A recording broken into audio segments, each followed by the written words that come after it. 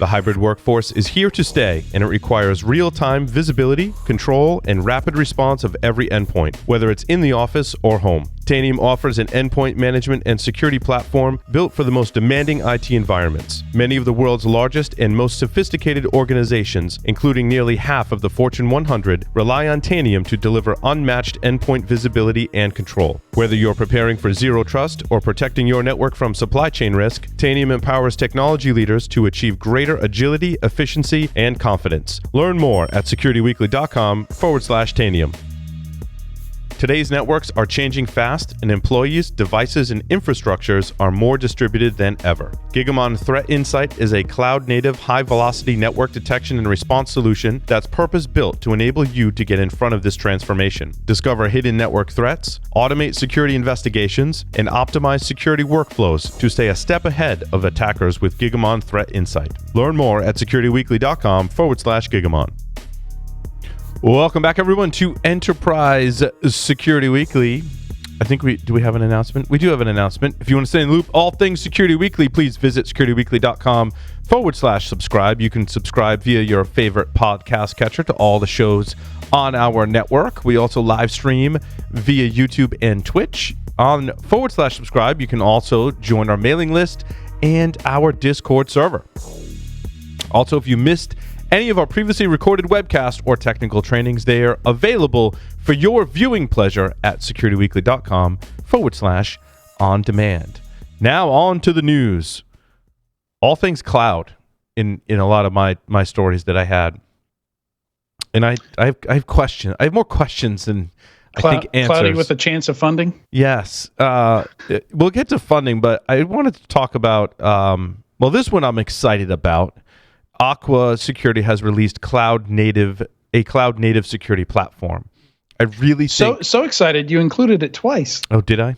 Sorry about that. Yeah, it's also your second to last story. I just, I flag stories. I get flag happy. I just flag them all, sort them out later. That's better than missing it. It sounds like they've already had some support for a lot of cloud-native stuff, such as they added support for Google Cloud Functions, scanning for vulnerabilities in sensitive data. They had prior support for Lambda and Azure Functions. I'm not sure I would use Azure Functions. They've had a lot of security issues. If I did, I'd want Aqua looking at those. But I think that's really interesting because visibility into cloud-native services, I still think is really hard. I also think cloud-native services is where it's at when you're deploying applications today.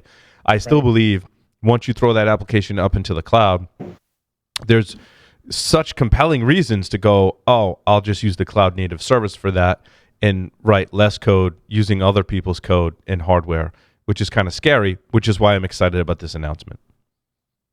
Yeah, that's where you get scale, right? That's where you get scale on your technology. And then I think, in reading the article that you put there, it's CSPM plus CWPP is such a great 1-2 punch, and you have to have both run some alphabet soup there. Alphabet soup. Let me give you your alphabet soup rundown. CSPM is Cloud Security Posture Management. That's basically just inventorying all of the cloud assets and looking at the state of the assets from a security perspective, and then as they drift off of expectations of being secure, alerting on it. Yep. And then CWPP is the runtime protection of cloud workloads as they're operating.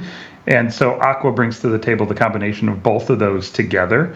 And that's such a good combination because you're getting runtime protection and configuration management in the cloud. Yeah. And so I think they've extended both of those capabilities within this offering. It's one of the announcements recently that's got me the most excited. I have to tell you that because this is really a good sweet spot for many organizations to gain some security wins, right? Yeah, so this directly competes with like Wiz, I believe, and definitely directly competes with Prisma Cloud. Yep. From Palo Alto. Yeah, they were close competitors with Twistlock, and Twistlock went into the Palo Alto Prisma machine. And both of them early on were focused on containers, but it made sense to just go ahead and pivot into cloud in general. To more the general CWPP and CSPM approach. But yeah, solid stuff. Heard a lot of good things. And, I think when most people are looking for something like this, Aqua's, probably one of the top 3, 5 that come to mind for most people. Absolutely a top 3. And I like containers, and Kubernetes is certainly, of course, a thing as well. I think myself and maybe a lot of other organizations are becoming more comfortable with, well, I'm just going to use a cloud native service, even though it ties me to that cloud provider. I think that's becoming less and less of an issue. I don't know if you guys are seeing that. Well, these guys are also designing these platforms, Aqua included, to be multi-cloud and cross-cloud, so that they'll secure your GCP, your Azure, and your Amazon systems, both from a CSPM, a configuration vantage point, as well as operationally at a runtime. So I think cross-cloud is becoming less of an issue from the security side of the fence. Yeah, no, I completely agree. The architecture decision is interesting. It's once you latch on and part of your application now is an AWS service, moving that now is much harder than if you had it in a container or even a function. Yeah. You know what's interesting about that, though, is I totally agree. Moving it is tough, but you can actually do cross-cloud and say, okay, I'm going to put this piece in Amazon, and then over here at Google, this other piece I'm going to put in Google because it gives me better scalability, cost, whatever. And you can create an app now that spans multiple cloud service providers and leverage each of them individually. Now, you're right. Once you're there, movement is tough. Yeah. But you can subdivide your applications. Were you going to say something? I was just going to say, this goes a lot deeper than what it sounds like from us talking. Like they'll scan your containers for vulnerabilities, so vulnerability management is part of this. I think Aqua and Twistlock, Wiz, like from day one almost. The aim was to kind of boil the ocean and give you everything you needed in one piece, rather than you have to go find 4 or 5 different companies to provide all the container security or cloud security. It's bad enough I have to secure all these different cloud providers in my presence in all of them, and I don't want multiple tools to help me secure those. I want one. I think that's what they're going after, and rightfully so. Yep. TrapX has announced extends attack surface coverage to containers with DeceptionGrid 7.2, which is interesting because I think of deception as deception, but also includes detection of the SolarWinds Sunburst backdoor. I'm like, well, how did we get from deception to detection like that of something specific? I guess those can, now that I verbalize that out loud, I guess that can play together, right? Because if you've got known malware or attack types, and those attack types and or malware access your containers that are there for deception purposes, you get an indicator. So my original name for this category was detection through deception, because I wanted to put that out there. Yeah. And the reason I made it that is so I could call it D&D, so that like 5 years down the line, when the next gen deception stuff came out, I could call it advanced D&D. Wow, you were thinking multiple layers out there. So my question on this, though, is if we think about the detection via deception, how does that work, Adrian? What was your idea on that? Because, like, are you talking about, okay, SolarWinds CNC goes out to, certain IP or certain port or, some kind of unique identifier, we black hole and route that to a deception engine that can catch the trigger? Or how do we make that leap? Yeah, so I mean, the best way to think about this deception stuff are like tripwires. Like in the case of the Sunburst backdoor, if you already know what it's going to do, you're basically setting up an alert that lets you know the moment it happens. Like in ransomware cases, pretty much every piece of ransomware is going to try and delete your shadow copies. So on your Windows system, you just set up something to look for that. Like we know attackers they've got a playbook. And they're generally going to follow it, if not to a T, pretty close. And so we're just setting traps, for them to trip on the moment they run through that playbook. The canary in the mine, hence the name Canary from Thinkst. Yeah. The canary's there because if oxygen levels go down, it's going to be the first one to keel over. Right. So you know what to expect. So you set up a detection control. It's basically deception almost hurts this category, I think. Like when you say deception, like people get kind of lost in political concerns about it, or moral and ethical concerns about it. Legal concerns and stuff like that. It's really just a clever way of putting a detective control in place. Yeah, it's like creating your own indicators, basically. Exactly. The ThreatStack announcement has me a little confused because they say they have support for Amazon EKS on AWS Fargate. I haven't looked at it in some time. I didn't know you could run EKS on Fargate. And I announced it incorrectly at the top of the show. I said EKS and Fargate because I thought those were two products that really didn't integrate with each other, but it sounds like Amazon could be integrating some of those things together, which is interesting. Yeah, I really still don't understand containers enough to understand Amazon has 3, 6, 9, 12, 13 container products now. And Fargate's just a way. Fargate's just a way to run your containers, right? Very kind of close to the AWS infrastructure. You can run them on ECS, which they mentioned in this article, which is the Elastic Container Service, which is not Kubernetes, but kind of Amazon's. I don't know what technology they used. They developed some in-house, or I think they borrowed from some other container tech, and that runs much more closely to Amazon's infrastructure. At least a year or two ago, EKS was kind of like you could run Kubernetes on Amazon through EKS, but it was kind of separate from the rest of the integrations into AWS. But it sounds like they started to merge that. It sounds like that's the orchestration layer on top of AWS Fargate, right? So you could use EKS as the orchestration layer to deploy, scale, automate vertical scale, horizontal, that would make more scaling, sense. et cetera. Yep. So if you layer them that way, it's, I think, a much cleaner description. Yep. Yeah, I think a much cleaner way to run your containers in AWS, provided you can get them to fit in Fargate. You're kind of limited as to how you lose a lot of control, but I think you gain a lot more scalability with Fargate, if I remember correctly. Well, and less overhead. So they pitch Fargate as run containers without servers.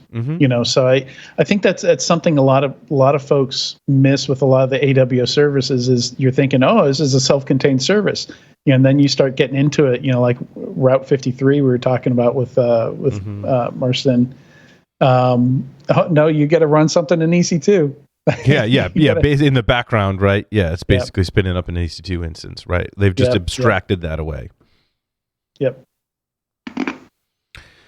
ZeroFox launches a new external threat hunting module, which I think is interesting because you think of threat hunting as an internal, but they're looking at external threat hunting, basically collecting intelligence as to what's happening. It's interesting where ZeroFox plays. Like, are they an attack surface? They're not. They're kind of an extension of attack surface. Yeah, so this is the part of attack surface where, so ZeroFox traditionally, like the way we would see people use it is if you had like a VIP in your organization, keeping track of, people pretending to be them on social media and in different contexts. So it's very social and people focused. Yep. So like we want to make sure somebody's not posing as our CEO, and doesn't create a fake Facebook account, and use that for phishing or social engineering or something like that. And this, I have not looked at this, but it sounds like they might be extending over towards the Risk IQ side of things, where they're actually consuming more general internet attack surface objects and things like that, and giving you a platform where you can, where it's more of a research use case, then I know exactly who I'm looking for. Yeah, it feels like when I read it, it feels like a combination between the two, right? So, if we're thinking about an individual person and protecting that person's social media presence from spoofing attacks, alternate brand attacks, things like that, and we take that and say, instead of looking for, Jeff Bezos's name being spoofed or whatever, look for spoofing of your data or similar copies of our data. So it sounds like it's using a similar engine and model to the brand protection and social media to go into dark web or other pools of data and look for information that may have been stolen or compromised. So it feels like an extension to that. Yeah, so and I think a big piece of it is traditionally, like if you looked at ZeroFox, data types that you would find in that platform would be account names, would be posts, things like that. Like those would be your, call them entities or assets or whatever you want to call them. And they didn't have the, like when you look at Risk IQ, you've got IP addresses, SSL certificates, cookies, like completely different types of data types at a different layer, more infrastructure layer. And it looks like ZeroFox is plugging that gap, and they're introducing those other data types in there. So now extending beyond just the ability to research social threats and social data types, now infrastructure level stuff. Adrian, what else you got? What have I got? So something, funding, I've mentioned 1Password a lot today. I use 1Password, like it a lot. They raised a second $100 million round. That's $300 million in less than 2 years. Also from Accel. And man, the list of people that want in on this round is huge. So obviously Accel, is leading the round. They led the last 200 million round. But you've also got the CEO of Shopify, the president of Shopify, CEO of Slack, both co-CEOs of Atlassian, CEO of Squarespace, co-founder and chairman of Eventbrite. Like everybody wants in on this 1Password round. And I actually not noticed that they did an acquisition a little while ago. They acquired a company. I had the tab up here, Secret Hub, that does credentials management. So they're moving more and more in that enterprise space, where they started out as like a consumer password manager play. They've been kind of steadily heading in that direction, where they're more of an enterprise tool. And the Secrets Hub, now they're competing with Tyler, help me out. Who's the what are some of the other? Yeah, HashiCorp. HashiCorp. Yeah. Vault. So. HashiCorp and others, but this one to me, like normally I see these multi-hundreds of millions of dollars investment, and I'm thinking, I always generally think, okay, valuation's out of whack, whatever. This one's one where I would get in myself, because it's like, it's solving the fundamentally largest problem in cybersecurity, or at least trying to, right? The password problem. It's always been the biggest problem in the history of security, next to maybe human beings being stupid, but you can't solve that. So, and that's the quote for the headline, by the way. Can't solve stupid.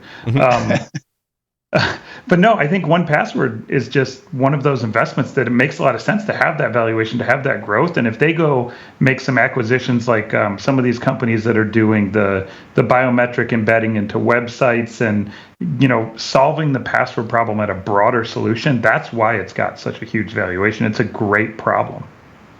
And huge customer base, and so solid. They've done due diligence. They've had third-party audits on their encryption, and how they handle passwords and things like that. They've gone through the fire, and it's usability wise, it's a very, very polished and very strong product. It integrates with stuff like Have I Been Pwned, where it'll tell you if your password has been compromised in something else. A lot of good features in it. So yeah, it's really weird raise. Their Series A was 200 million, and their Series B is 100 million. not a normal approach. Sounds very very opportunistic.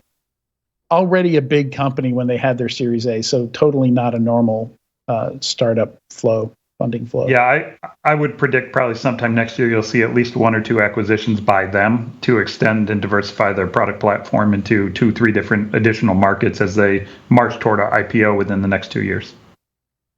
Totally makes sense, yeah. So also, the only other thing, I've got a few more items here, but the thing I really wanted to mention, I saw a story on the No More Ransom project. And I remember when this first came out, I'm blanking on the guy's name from McAfee that was giving lots of talks about the No More Ransom project, where it was really a collaboration between a bunch of cybersecurity vendors to put together instructions and publish decryption tools for popular ransomware varieties. Mostly like consumer-focused stuff, but stuff that hits enterprise also. And I remember, I've got a story in the notes here from back in like 2016 when it first came out, and they're like, it helps thousands of victims. And now the story's coming out, they went from 5 organizations involved to like 170, and they've gone from helping thousands of victims to millions of victims. And they say close to almost $1 billion that they've saved people in paying ransoms. Yeah, the list of ransoms on their website is absolutely insane. The number that they actually are tracking. I mean, it's crazy. Wouldn't and then the ransomware authors, tools. Wouldn't the ransomware authors just read that and then just change the key? Well, I mean, if the ransomware is, so that does happen. I mean, it's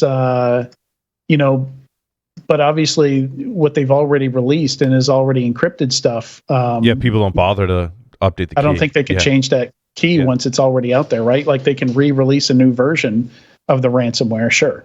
Right. Well, it depends if the actual the system that did the actual encryption to begin with that exists on that process still exists, because then they could remote control, change keys, etc. But if you've cleaned it out and you're left with the ransom data problem, that's different. But they'd have to decrypt and re-encrypt all the data too. Right. Yep. Yeah, it's a timing That's thing. right. Yeah. Well, that's good. That's one positive thing on ransomware, which we haven't heard in a while. Yeah, so we've been talking about ransomware for a number of weeks on this show, and every time I hear it, I always say ransomware is not an issue. Ransomware is the result of a bunch of different issues, right? Mm-hmm. But this does, I love this website, the fact that they're doing their best to help people that have the problem, the end result that has occurred. This to me feels like the right way to try to tackle ransomware as the end result, as opposed to just telling somebody, if you don't want to get ransomware, fix your security, because that's just non-productive. Well, the other thing here is I feel like we often see these collaborations come together. We see press releases about companies where, a bunch of companies that otherwise compete, are suddenly working together. And then you just never hear about it again. Yeah, maybe they don't get traction. Yeah, I don't follow up on them, so I don't know what happens with them. So it's I think a win there. Not many other projects except the Configure consortium was another one. Yep. Which cracked me up because Configure caused almost no damage. There was a very small time period when it actually had a malicious payload, and the rest of the time it just looked like it was some country, some state-sponsored experiment in spreading technology or something like that. But like the amount of money they spread on fixing kind of a non-issue kind of cracked me up. But that, it was good teamwork. Microsoft, a bunch of other companies eventually, got Configure killed. But it's rare. I don't, the No Ransomware project is great for everyone, down to the consumer level. And you don't often see that coming out of cybersecurity partnerships. Yeah, I think that their timing was just fantastic too for them, right? They came out with it early when ransomware was just kind of a new thing, and then it exploded all over the place, right? And so I'm just glad that they continued to provide for the greater good on that one. I see here that Microsoft picked up CloudKnox.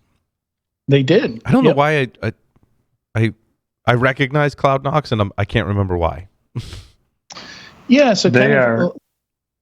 Go ahead, Adrian. Like a governance play, access rights, almost PAM type approach, but with cloud resources. Gotcha. Did I say that right, Tyler?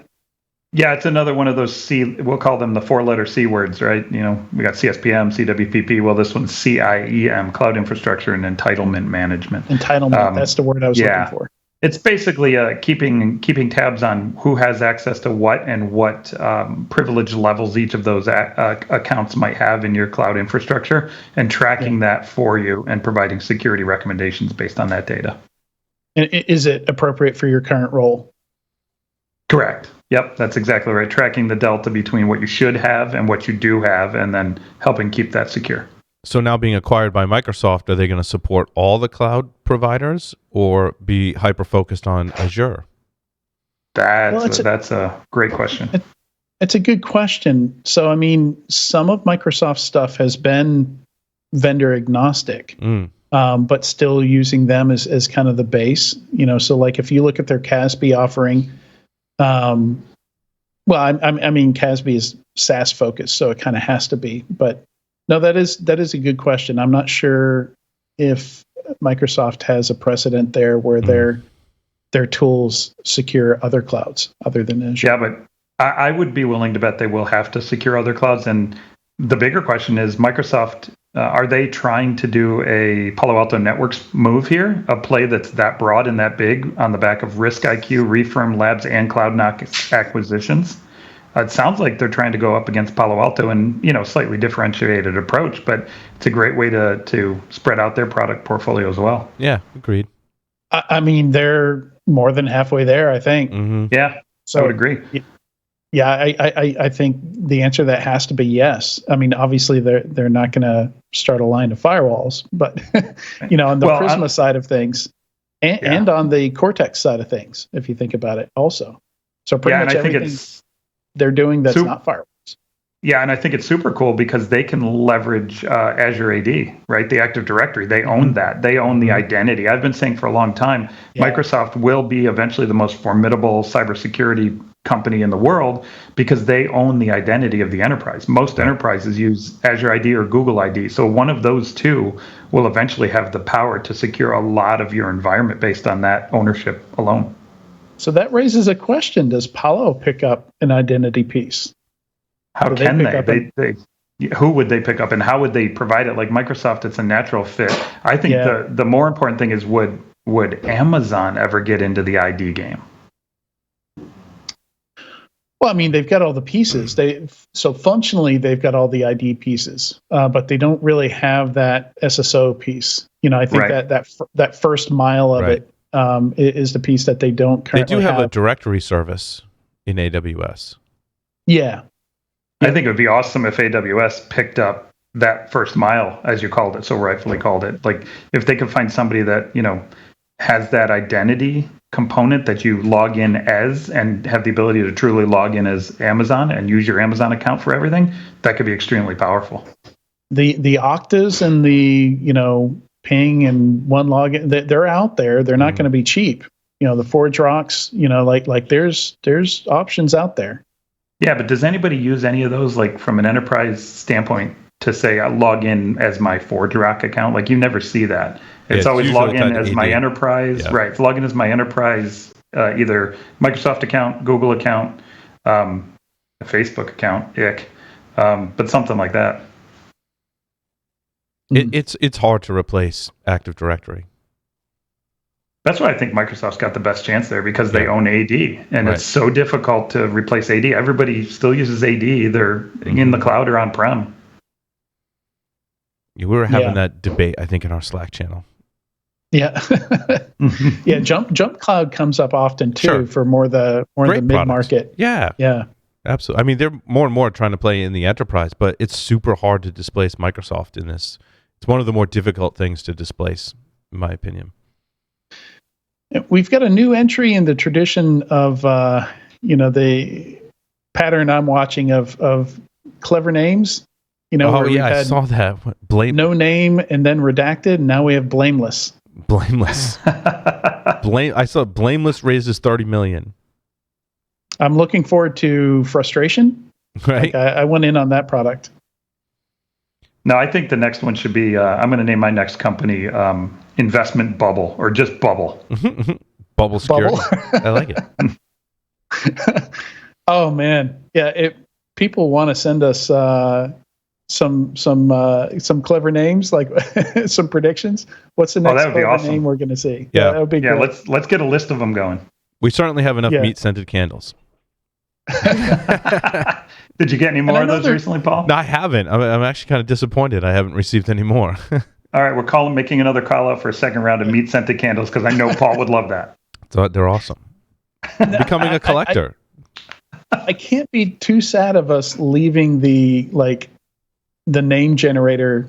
Like I hope we're kind of leaving that behind, where black something, fire something. Oh, I know. I looked at renaming something. CY prefixed names. Yeah, and there are name generators out there, and I stuck with the original name because I didn't like any of the. Yeah, it's hard to come up with a name. If it's redacted or fire blocks, I just saw there's a cryptocurrency infrastructure one out there called fire blocks. Like, I saw that this morning as well. It's actually a pretty big company. It is. They just raised a big round. I didn't include them on the news because I felt like it was outside cybersecurity. But as far as naming trends go, I'd rather have more redacteds than fireblocks. Yeah. The former founder of Lacoon, Michael Shalov, is involved in fireblocks as well. Okay. Yeah. Any other articles that piqued your interest? Yes, one that I almost forgot about that we should include. Google expands trusted cloud. So Google is throwing in a bunch of security technologies, just kind of baking them in transparently into some of their products, which is the way I read this. So they're announcing Cloud IDS, Cloud Native Managed Intrusion Detection System. At launch, they've got all kinds of integrations into Exabeam, Splunk, Devo, Cortex XSOAR, and it's also going to integrate with Chronicle. So I thought that was pretty interesting. Like, I don't know if AWS ever did that. I remember talking to some of the folks over there at AWS about, and they were thinking about doing an IDS product, but I can't recall if they ever did. The thing with Google that I get concerned about is, are they going to keep these products around and or change them drastically, because they've got a history of doing that. Now, on the security product side, I think they've done a good job of keeping things consistent. They've done some restructuring, but coming out of that, I think it made a lot more sense. But I get concerned with Google because on their consumer side, certainly we've seen them kill more products sometimes than we think they create, right? We could go through... There is a website basically that lists all the products Google's killed, right? Oh, really? I'd love to see that. Yeah, they've killed so many on so many levels, like hardware products, software products, consumer products, enterprise products. Like, people love their spam. They actually acquired a company for spam detection that people seem to love, and it went away at some point. So it's killedbygoogle.com is the website. Nice. And thank you, Dimitri. Wow, like ones I've never heard of. So I feel like I've used a lot of them. I used Wave. I'm a sucker for betas, for new gadgets and products. A lot of Google Plus. That was the big one. I remember. So my bigger concern with this, though, guys, is like, is Google going to be incented as they start to, and the same thing with Amazon, as they start to bake in security controls into their cloud services and things that they're offering, are they going to be truly incented to make those state-of-the-art, innovative, doing things better and better? Just like if you did a company that's isolated from Google, right? That does exactly what Google's doing. You're charging customers pay you. You're incented to improve your product and make things better over time. It depends, I think, if Google starts charging heavily for this stuff and turning it into a market that they make revenue on. If that's the case, they'll continue to invest in it, turn it into real products. If they just bundle it in, I don't think that they will be incented enough to compete with third-party products down the line, right? Because if we look at some of the Amazon security stuff that they're using for AWS, people are still buying products that do the same thing as like AWS config, because it does a mediocre job and they don't extend beyond it because nobody pays for it comparatively, right? So I think that's going to be the big question on where security gets baked in or not into your cloud service providers.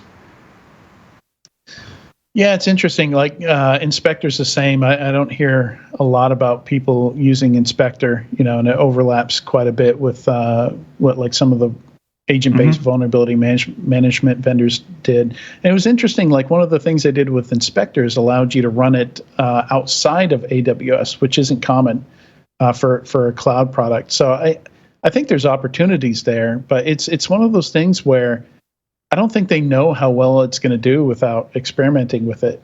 So and we've seen Microsoft do this too. Like they've been kill happy on a lot of their SaaS apps and Office 365 apps and acquisitions. They've killed a couple of companies I've loved. Yeah, if those cloud service providers would just actually treat the cybersecurity products like companies internally, they would crush huge sections of the cybersecurity market, just destroy them, because it would be baked into what you're building on. It was huge for Cisco when they acquired SourceFire, because they put those folks in charge of the security side of Cisco. And they did it right. Before that, it never really felt like, Cisco security was a thing. Like Cisco had some security things, but it was after that SourceFire acquisition, and they put those execs in charge of the security side. They started making some great acquisitions, and it really started to feel like a separate organization within Cisco that really cared about security, was doing a good job integrating those investments and those acquisitions. And look at Cisco security today. Yeah, well, if you split it out of Cisco, it's like one of the top 3 biggest. Yeah, because they've got Umbrella, Duo, SourceFire, and Talos as their research arm. Yeah, and they picked up, I forget which company Cisco picked up, Cloud Passage. No, not Cloud Passage. It was one of those cloud security companies a few years back, and they did the same thing. They made that company responsible for their cloud security division within Cisco. Yes. And that was the Umbrella's that a made sponsor. it take off. Yeah, Umbrella's a sponsor across the network, and we did talk about with a guest about their cloud acquisition, and that's rolled up under Umbrella, which has an impressive suite of stuff that they have acquired and put together and rolled out under Umbrella. Yeah, and so Palo Alto did it, Cisco did it. The real question is, can Microsoft and Amazon and Google do it? Yeah. No, I like that. That's like a whole separate segment. So thank you everyone for listening and watching to this edition of Enterprise Security Weekly. We'll see you next time.